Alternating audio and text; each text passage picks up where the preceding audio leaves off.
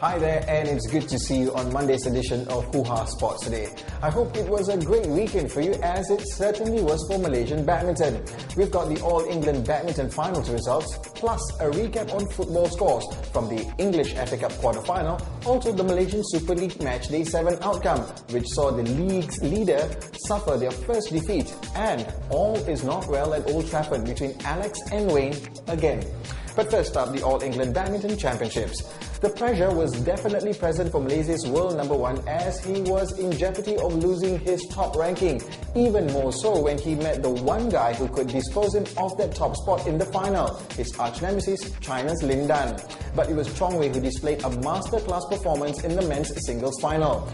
Chong Wei was never in any threat from the Chinese, as he had no response to Chong Wei's strokes except in the second set, when Lin Dan tied it at 17-all. But our boy cruised to a 21-17 and 21-17 victory to retain his title, and what a championship win it was for Chong Wei, going all the way without dropping a set in the tournament. Could have been sweeter for us, but our doubles pair of Tu Ken Kiat and Tam Boon Hyung lost the men's doubles to Denmark's Matthias Bo and Carsten Morgensen, who came back from a set down to beat the Malaysian boys in 15-21, 21-18 and 21-18. Okay, let's move on to football first. A quick recap of the weekend action from the Malaysian Super League, where the league's leaders' unbeaten run came to an end. Let's take a look at the results. Kelantan lost away at Pahang. Perak could have gone top with a win over club side T-Team, but only came back with a scoreless draw and a point.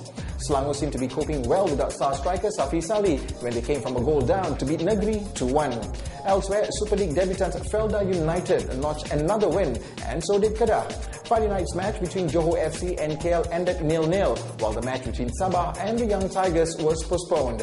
And have those results affected the league? Well, Kelantan is still top, but just look at the chasing pack of Felda United and Selangor, all tied on 14 points.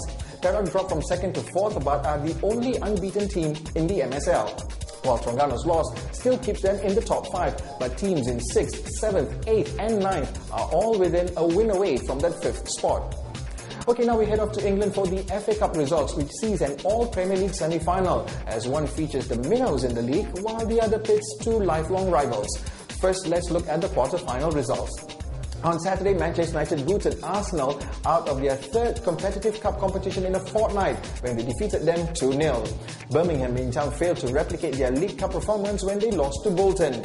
Last night saw Manchester City beat Reading 1-0 through a powerful header by Micah Richards in the 74th minute, while Stoke will be featuring in their first FA Cup semi-final in some 39 years after they beat West Ham 2-1 in a highly controversial match. And no surprises, the referee was in the middle of it all. Mike Jones pissed off both sides with his decisions, first allowing Frederick Piquion's equaliser to stand despite an apparent handball, and then awarding Stoke a cheap penalty which Robert Green saved brilliantly. What's done is done, and this is how they'll match up in the semi-finals. Bolton will face Stoke, while what would have been a great cup final only sees the two halves of Manchester facing each other in the semi-final. But it does keep the romanticism of the cup, which has always been about the Davids going up against the Goliaths. And speaking of little versus big, rumours have leaked out of Old Trafford that all is not well between Sir Alex Ferguson and Wayne Rooney. Again.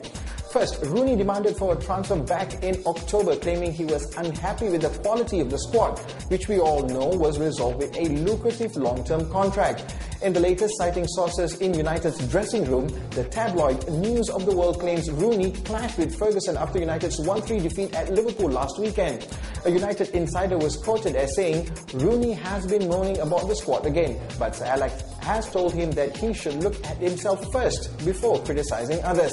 Sir Alex is not pleased with the way Rooney has been playing. Ferguson is said to be so annoyed about the situation that he is considering offloading the out-of-form Rooney at the end of the season. United have yet to comment about the reported rift.